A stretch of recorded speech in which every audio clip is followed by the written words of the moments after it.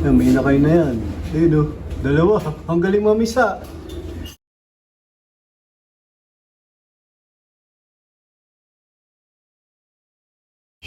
Welcome back mga kalapatids. Maraming salamat Boss Ronald Gonzales sa breeder and flyer mix ng kalapatids.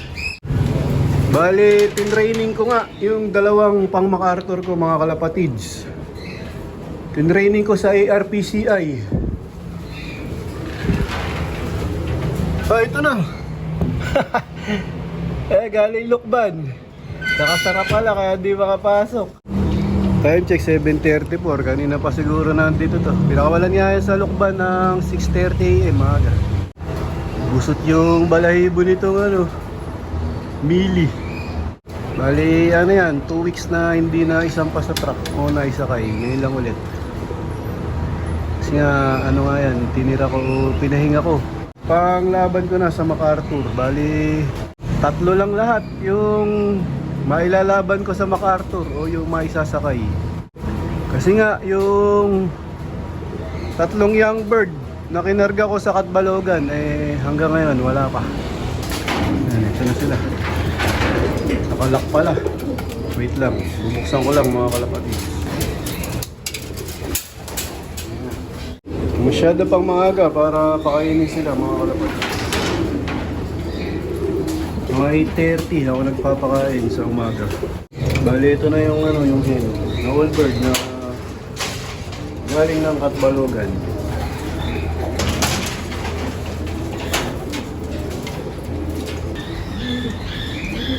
Doon nga nagpupugad. Hinahanap niya yung kapares niya. Bilis nilang umuwi. Wala pang 1 oras siguro to. Nalilipad yung Lukban, Quezon. Maaga sila dumating. Mas maaga pa kay JJBK. JJBK wala pa mga kalapatids. Subukan ko nga parondahin na sila mga kalapatids. Itong galing ng Katbalogan. Tingnan natin kung roronda na. Ayan na, lubas na.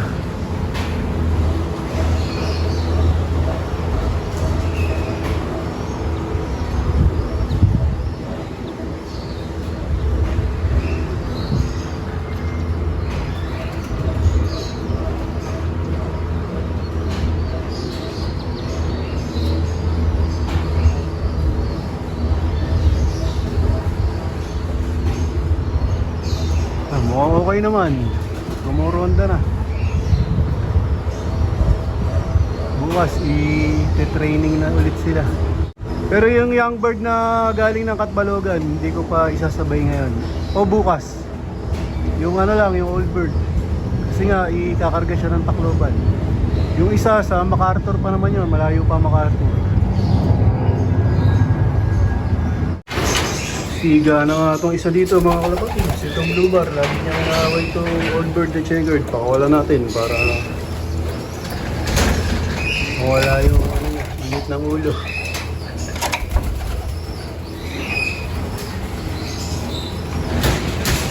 Galing nga sa training to yung blue bar.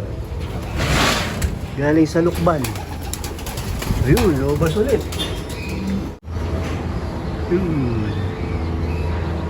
Kasama agad. Habang rumoronda yung aking mga young birds o yung aking mga pang MacArthur, update ko muna kayo dito sa aking mga breeder dito sa loob ng colony. Ano yung mga inakay nila mga kalapatids. Munting araw na nga lang magbababaan na ito. Ayan, malaki na. Ito na lang yung pinaka dyan, pinaka-late, pinaka-maliit. Iba halos sabay-sabay.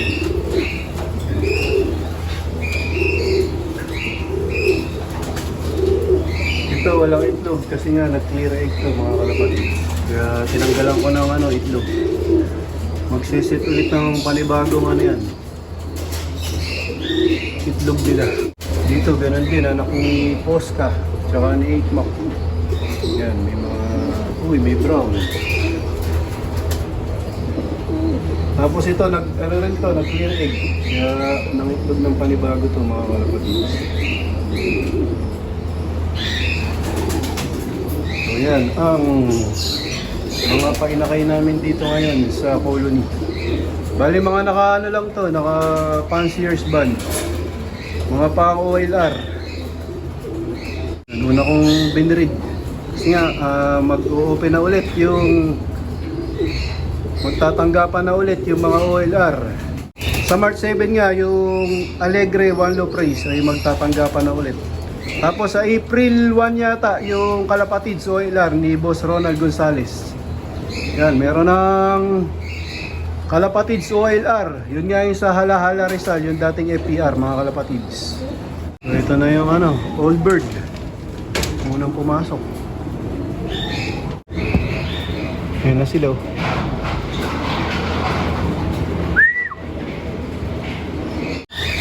Magpapaligo nga kami ng mga stock bird, mga Kalapatids. Ito gamit namin, bath salt. Ni JPH Loop.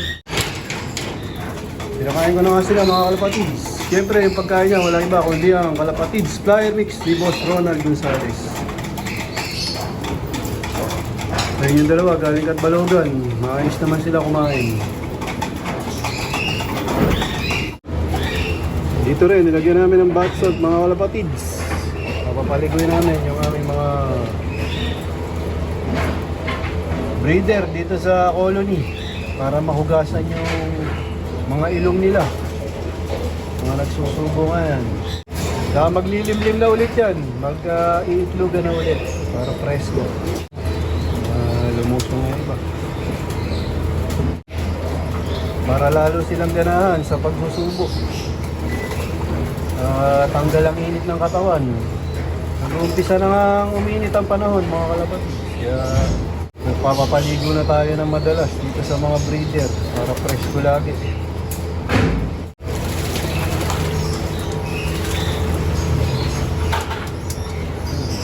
Para mahugasan yung mga pulbos nila sa balahibo nila.